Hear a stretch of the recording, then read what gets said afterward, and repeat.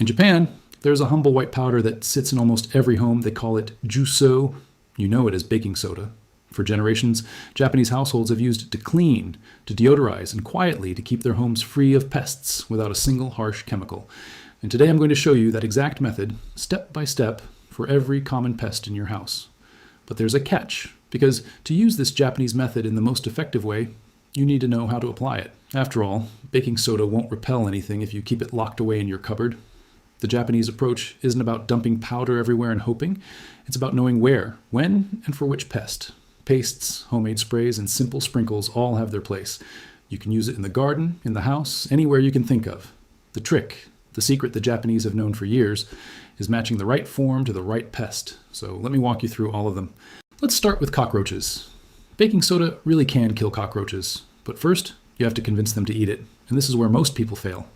Cockroaches aren't drawn to the taste or smell of baking soda on its own, so the Japanese trick is to mix in a little sugar to make it tempting. And here's the key detail. The soda must stay in dry powder form, or it simply won't work. A lot of information online tells you to combine baking soda with vinegar.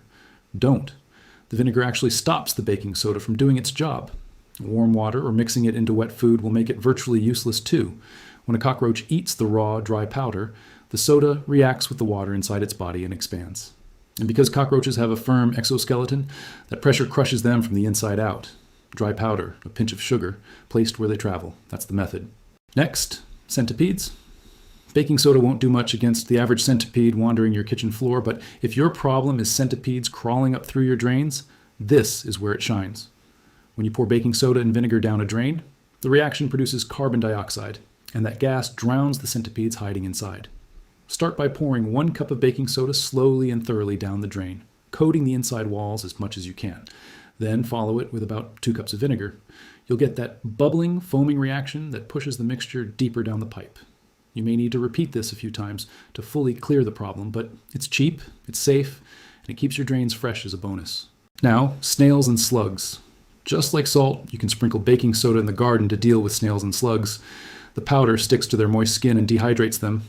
If you're going to do this, the kinder way is to use enough to work quickly rather than leaving them to suffer slowly. Sprinkle it lightly onto the soil around your garden, focusing on the spots where you actually see them, near the compost pile, around tomato plants, in the damp corners they love. It kills the ones present and helps deter the next wave of slimy invaders from moving in. On to ants. Baking soda will kill ants if they eat it, through that same reaction we saw with cockroaches.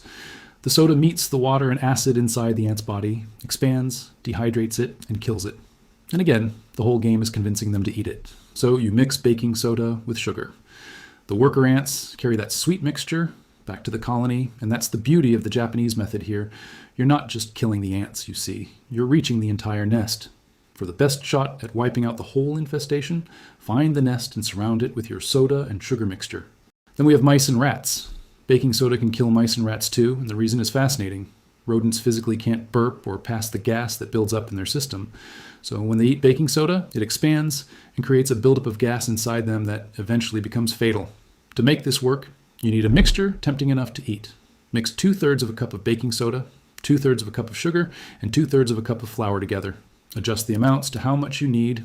Add a little warm water, but not too much. You want to be able to roll the paste into small balls. Leave those balls in the places where mice and rats travel and feed, and let them do the rest. Fleas are next, and this one is a lifesaver if you have pets.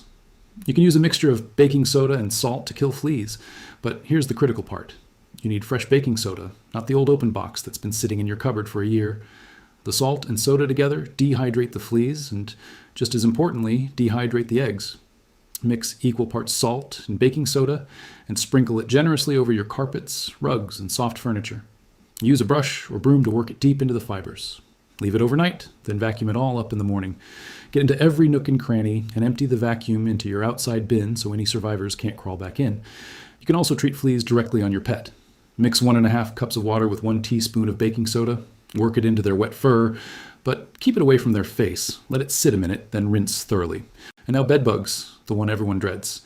Putting baking soda in your home can kill bedbugs too.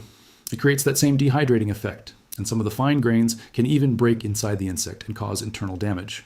Mix baking soda and water into a paste and spread it over the most common hiding spots on and around the bed. You'll probably want to sleep somewhere else while this works. During the night, the bedbugs come out looking for a meal and make contact with the paste. The paste dries out over time, so you'll need to vacuum away the old layer and apply fresh paste. And I'll be honest with you, the Japanese method is a genuine help here. But if you have a full infestation, you may still need to bring in stronger measures. So what happens if your baking soda mixture just isn't working?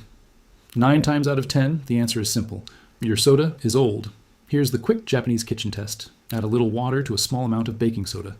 If it fizzes for a few seconds or more, it's still fresh and powerful. If it barely reacts, it's dead, and it's time for a new box. And if your soda is fresh but the method still isn't working, ask yourself why.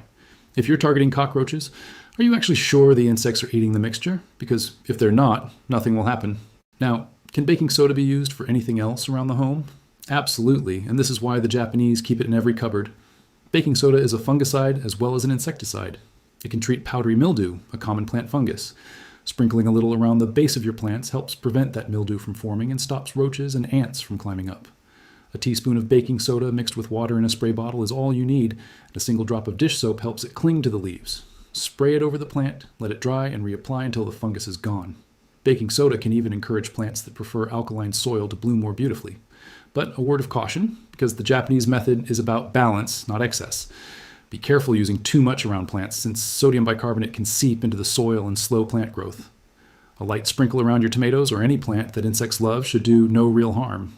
Just make sure you're not accidentally killing the helpful insects along with the pests. So that's the Japanese method. One simple white powder, applied the right way, for nearly every pest in your home. I really hope this helped you. If it did, please subscribe to the channel and give this video a thumbs up. It truly helps more than you know. And I think you're going to love the next one, where I show you a DIY natural cockroach killer using baking soda, the Japanese way. Thanks so much for watching, and bye for now.